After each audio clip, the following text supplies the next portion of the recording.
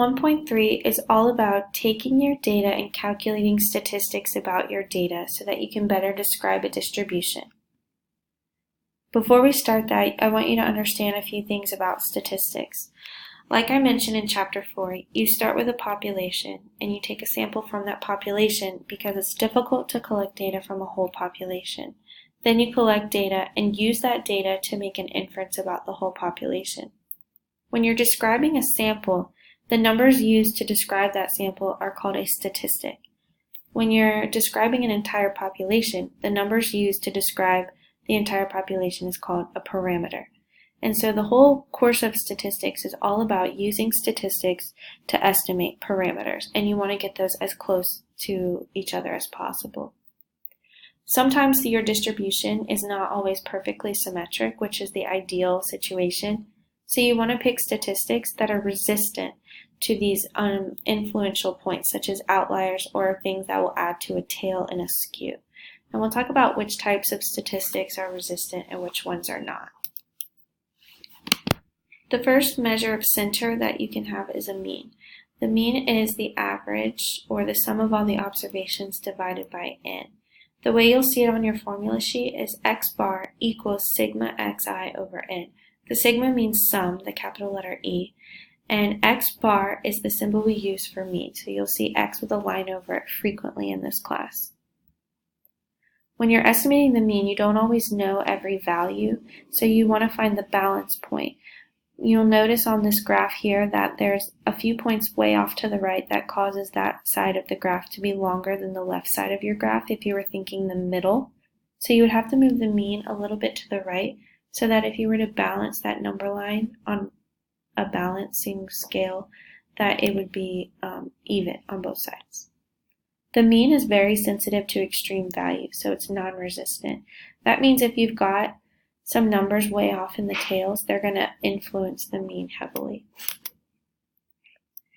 Another way to measure center is to find the median. That's where you find the middle of your set of data. So you want to make sure you put them in order, and if you have an even number of numbers, then the median is the middle of those two numbers. Let's look at this data of commute time of 20 New York workers.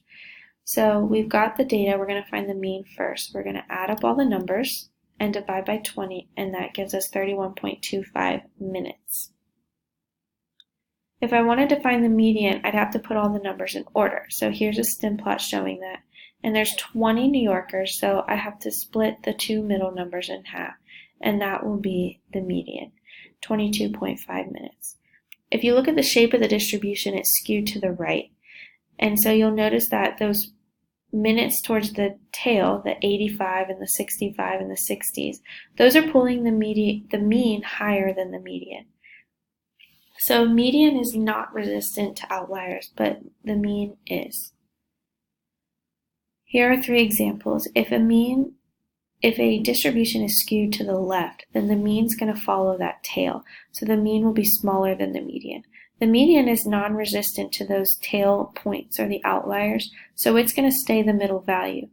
But the mean is going to be pulled to the left, so it'll be smaller than the median. In a perfect world, you'll have a symmetric graph where the mean is in the middle and so is the median. Notice the middle graph has two outliers, one on each side, so they cancel each other out as far as the mean goes. And then on the right, you've got a graph that is skewed to the right. So the mean is pulled towards those outliers way off by 9 and 10. So the mean will be larger than the median.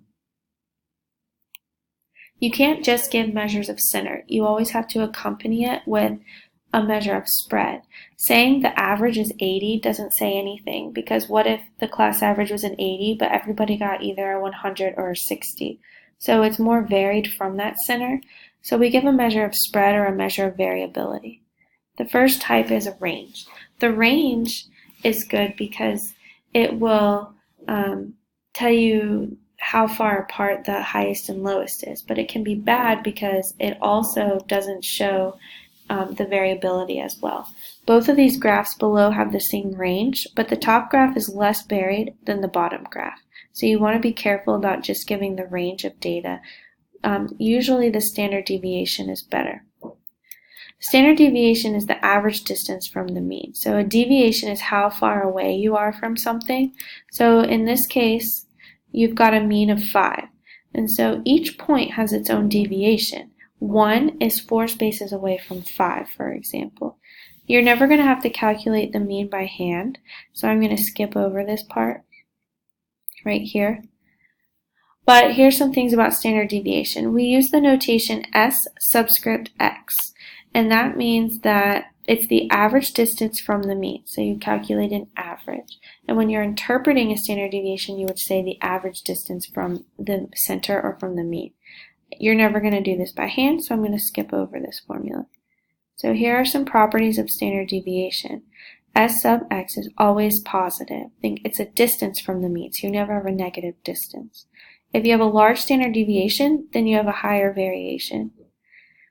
Standard deviation is not a resistant measure of variability. It's easily influenced by outliers and a skew.